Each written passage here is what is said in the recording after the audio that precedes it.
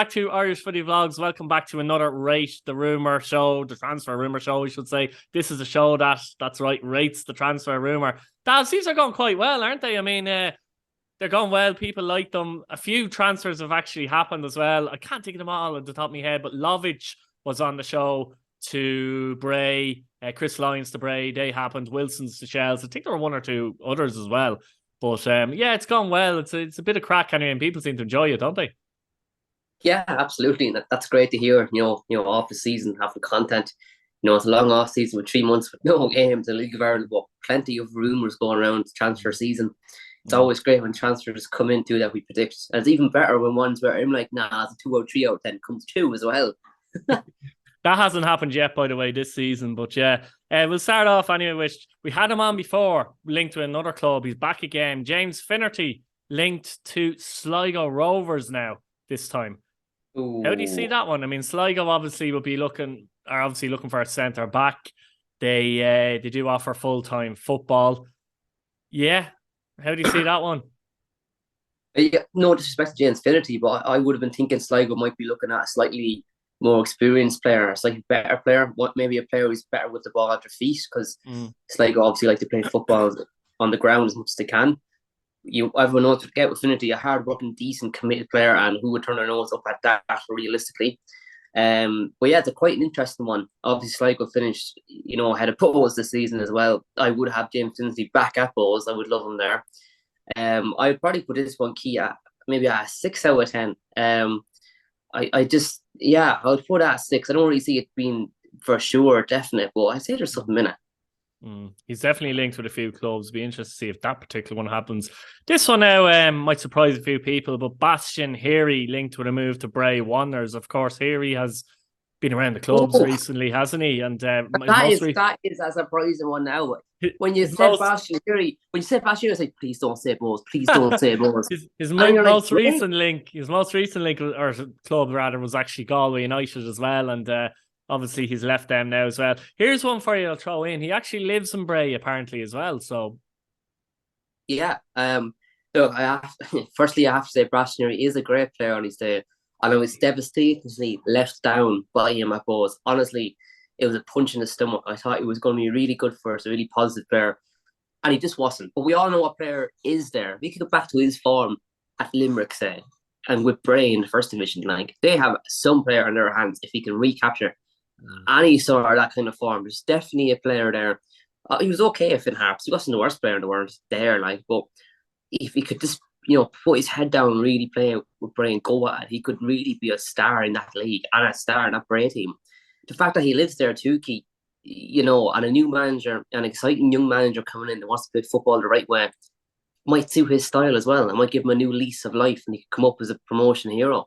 So, what a story that would be. He got his career back on track with Bray. Not that old, yeah, still. Obviously been around the league, been around a lot of different clubs. Yeah, if I was a Bray fan, I'd definitely want him there. Obviously, wages. If it was Bastien Hery or 2 or 3 other players, you'd have to think about it then. What do we want at the club, really? Because obviously he's an individual and he's got... Because he's at the point now, Daz, where he's been at so many clubs recently, he can't demand too much either. That's the thing. That is the thing. But look, he'd be like an excellent sign for them. I would put this one high, Keith. I'd probably put this one at a 7. I would say it's quite likely to happen, but he might try and hold out for a Premier Division club. It's early yet. We'll see about that one. All right.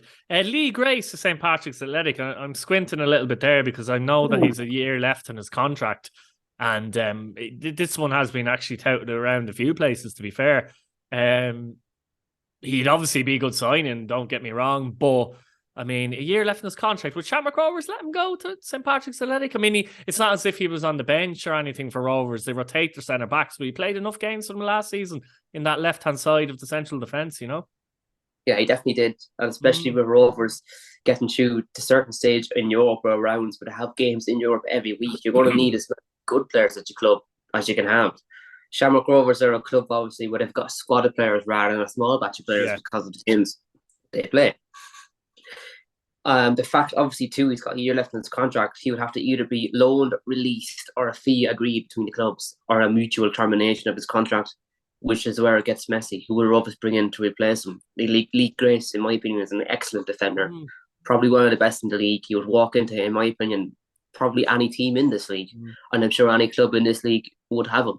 Not too long ago, Keith himself and Jack Byrne were linked with a double move to Hull City in England at the time, you know. So I for one would not rate this that high. I think it's just rumour in silly season. I would put it at a 3. I just think there's too many things at play here. Why would he leave Shamrock Rovers to win the league? Why would he leave Shamrock Rovers that's in European football? Why would he leave a club that's actually playing consecutively in Europe every week? You know, when you put it like that, I wouldn't go. And Rovers, I'm sure, are paying him a good fee as well. And he's playing under Stephen Bradley with some of the league's best players. It just doesn't make sense to go. If he wasn't playing, you'd be like, well, maybe it's a Dublin club.